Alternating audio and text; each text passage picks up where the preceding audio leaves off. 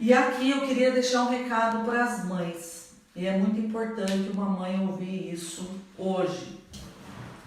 Dentro dessa inteligência sinestésica, uma pessoa ela pode aprender de 3 formas os conteúdos que são passados para ela, tá? Ela pode aprender de forma visual, ela pode aprender de forma auditiva ou ela pode aprender fazendo, executando a ação. Então, a gente se depara com, principalmente eu vou usar o exemplo de estudantes aqui, a gente se depara com estudantes que o professor está falando lá na frente, ele não está olhando para o professor, mas a mente dele está registrando todo o conteúdo que está sendo passado. Ele tem uma percepção, ele vai adquirir esse conhecimento de forma auditiva, porque ele escuta e ele assimila, tá? Não há necessidade dele olhar para o professor. Alguns estudantes vão ter uma forma de aprendizagem visual. Não dá para ele só ouvir o professor. Se ele não olhar o professor, ele não vai conseguir fazer. Então ele consegue fazer olhando. Essa é a forma de aprendizagem visual.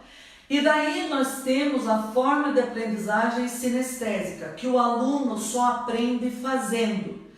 Na época que eu dava aula, eu trabalhei com alunos de classe de aceleração de fluxo, onde o aluno já era multirepetente, mas ele tinha a possibilidade de avançar à frente, geralmente 2 anos. E eu trabalhei com alunos assim, eu tinha em média na sala uns 35 alunos que não conseguiam aprender, nem de forma auditiva, nem de forma visual. Eles só aprendiam fazendo. Então nós fomos capacitados, alguns professores foram capacitados dentro da escola que eu dava aula para poder trabalhar com esses alunos a aprendizagem de forma prática. Então, se eu queria trabalhar soma, divisão, eram alunos do ensino fundamental, eu usava muitos elementos da natureza, eu usava pedras, eu usava folhas, nós montamos um mercadinho, eu pedi para eles levarem, coisas de casa, embalagens, para que a gente pudesse fazer um mercadinho para eles trabalharem em troco, para eles fazerem as contas matemáticas ali necessárias, tá? Usamos também porcentagem, para trabalhar a porcentagem, a gente trabalhou dessa forma. Então, o que está acontecendo hoje? Muitos pais dizem assim, Lucileia, o médico disse que o meu filho precisa tomar remédio porque ele não aprende. E daí eu vou conversar com essa criança, embora eu não atenda criança muito pequena, eu atendo a partir de 11, 12 anos para cima, mas quando eu vou conversar com esse pré-adolescente que eu já atendo, embora eu já atendi crianças também e tive essas experiências, quando a gente vai conversar, você percebe que a pessoa é extremamente inteligente em alguma área da sua vida, tá? Então, se uma criança consegue se destacar numa educação física, por exemplo, pelo amor de Deus, teu filho não é burro. Senão a gente teria que chamar todos os atletas por esse nome. Porque todos eles desempenham uma habilidade, uma inteligência sinestésica. E o que eles fazem com o corpo, eu não dou conta de fazer. O que eles fazem com a bola, por exemplo, um jogador de futebol, eu não dou conta de fazer. Tá? Então, comece a perceber se o teu filho não está precisando de um pouco mais de atenção da tua parte.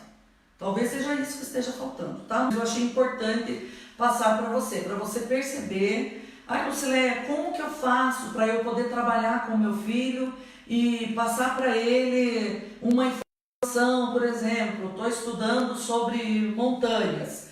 Como que eu faço para ele gravar na memória? Bom, você pode usar papel crepom, fazer diferentes tipos de montanha para trabalhar relevo, você pode trabalhar assim também, mas o sinestésico ele precisa usar o corpo, ele precisa. Existe uma forma de estudar com o sinestésico também, e os psicopedagogos sabem disso, muito, que é você estar fazendo com que a criança memorize o conteúdo e você faz a pergunta e joga uma bola para ela. Ela responde e te devolve a bola. Aí você faz outra pergunta, isso vai registrando na mente da pessoa. Eu fiz um teste, uma vez eu fui dar uma palestra para os pais e eu chamei uma criança, eu acredito que ele tinha uns 7 anos de idade. E eu falei um determinado verso para ele. Eu falei o verso enquanto eu jogava a bola, fui jogando a bola e falando o verso. Eu jogava, ele me devolvia, eu fui falando trechos daquele verso.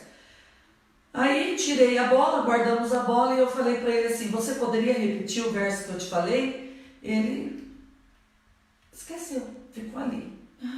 Lembrou o começo, quando chegou no meio, ele não lembrava do meio. Eu peguei a bola e joguei de novo para ele. Ele lembrou do meio e me falou o verso até o final. Então existem várias formas de você trabalhar. Você já percebeu que o teu filho, se ele tiver dificuldade para aprender o português, a matemática, algo que envolva lógica ou linguística, ele vai ter dificuldade, mas ele vai ser muito bom, muito hábil, muito ágil quando precisa usar o corpo? Eu estou ensinando isso para vocês porque muitas crianças acabam sendo rotuladas e eu acho muito doloroso uma criança ser rotulada porque de repente ela não consegue ter uma média em alguma coisa, tá? Então é importante as mães se darem conta disso. Eu espero que isso tenha sido útil para você, tá bom?